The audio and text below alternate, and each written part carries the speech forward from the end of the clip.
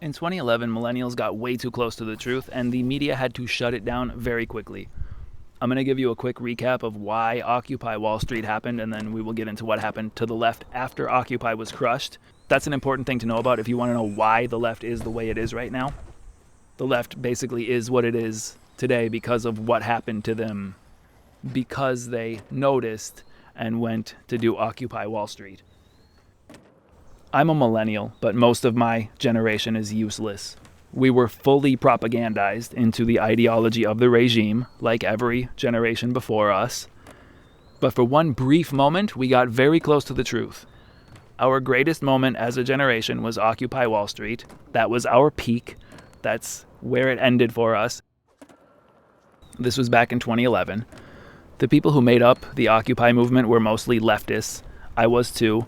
Today, in 2025, it seems completely absurd to say that the left could be correct on anything, but the reason that the left is totally unable to be correct about things today is because of Occupy Wall Street and because the system noticed that we noticed. So in the aftermath of the 2007-2008 economic crisis, we millennials were graduating college and going into an empty job market that is very similar to today's job market, except the economy today is actually much worse somehow. In 2007, I made like $7 an hour working part-time while going to college, and I could afford to split rent at a decent apartment in a big city. Whereas today, you need two people working full-time, making at least $20 an hour to be able to afford a crappy place out in the boonies. The economy is being deliberately destroyed. It's being deliberately pillaged. So anyway, we millennials had grown up in the 90s, and we expected to inherit that world. It wasn't a perfect world, but it was a lot better than what we have today. Then 9/11 happened, and then we invaded Iraq, and then the Great Recession happened, and we realized bankers had destroyed the world that we had grown up in. Anybody remotely plugged into politics realized this. I wasn't in New York during Occupy Wall Street, but I was part of that zeitgeist. I was part of that milieu. So leftists realized bankers have way too much power. They were young and naive, and they didn't realize the full implications of what they had discovered, and they tried to do something about bankers running everything. So in 2011, a bunch of radical leftists got organized and said, hey, bankers run the world, and we can do something about it. We're going to live in Zuccotti Park in New York until whatever. They had a whole litany of things they wanted, and frankly, most of them were just mad that they didn't have cushy Wall Street jobs. So in typical lefty fashion, the movement just petered out and went nowhere productive. But the movement did gain a lot of attention, and it put a lot of eyeballs on the fact that bankers have too much power. We at the time thought it was white bankers, these rich white men running the world. That scared the elites. We all thought it was white men, but that was still a little bit too close for comfort. It scared the bankers, and this was just a couple years after the Tea Party, which was a right-wing populist movement that gained a little too much momentum. So the populist right and the populist left were getting closer to understanding the reality of global hegemonic power. Sounds a little bit like today. So at this point, the media did a hard pivot. They weren't going to talk about things that the left and the right could unite about. That's dangerous, so they did a hard pivot to race. They found a few St. Floyd-style cases.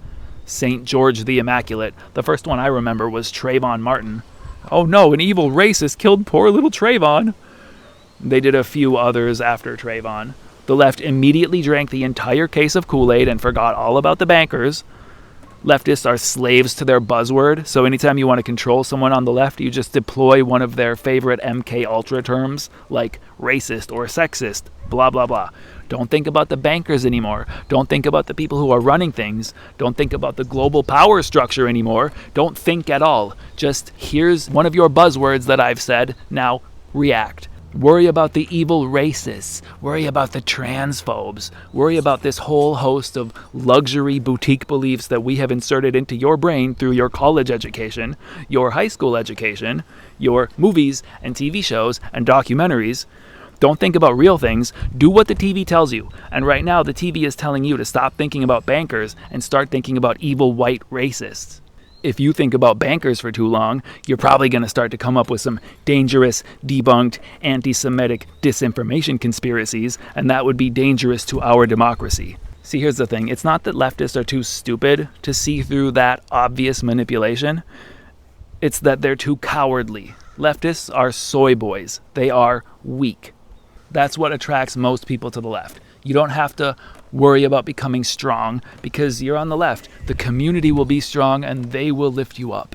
So the left is too cowardly to admit that the right is mostly correct on social issues, and the right is too stupid to understand that the left is mostly correct on economic issues.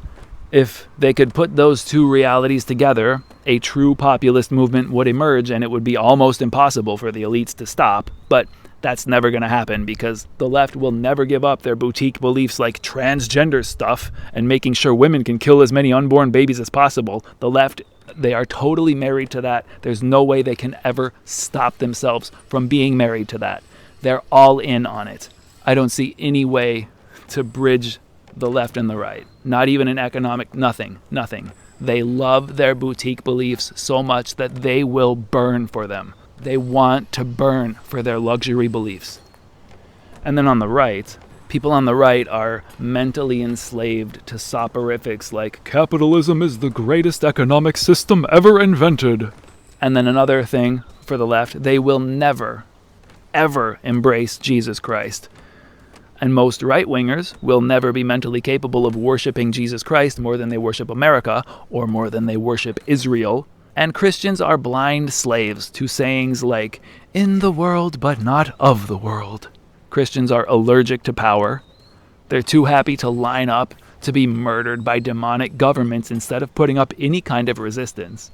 Honestly, they seem like they're just gonna sit back and say, you know what, Jesus would want me to just sit on the couch and cry while home invaders steal all my property and kill my wife and children.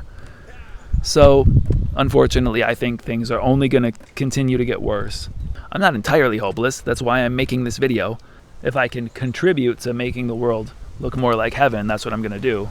But like, if I had to put down $50 on what I think is more likely, I'm going to bet on entropy. You know, at least until we reach the end times, like the very end of Revelation. So millennials almost got red-pilled about global hegemony, but because we are children of the boomers, all of my fellow radicals got easily distracted when the media changed the narrative. All of my old friends are still stuck on the plantation. They went all in on it. They are full-on race communists. There is no way to save the millennials. These people give their lives to their activist politics, but they are too cowardly to challenge their own beliefs.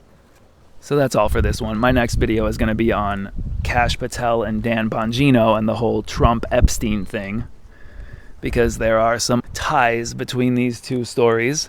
The first one is obvious, you know, Mossad, global hegemony, but also what's happening to MAGA voters right now is sort of the same thing that happened to the millennial left after Occupy Wall Street. People realized this big, like, world-shattering scandal, and it was way too hot. It was way too close to the truth, way too hot for the elite. So they're like, you know what? We got to change the narrative. We got to control this narrative. We got to get this under control. This kind of stuff is fascinating to watch unfold. Anyway, I'll see you in the next one. Thank you for watching.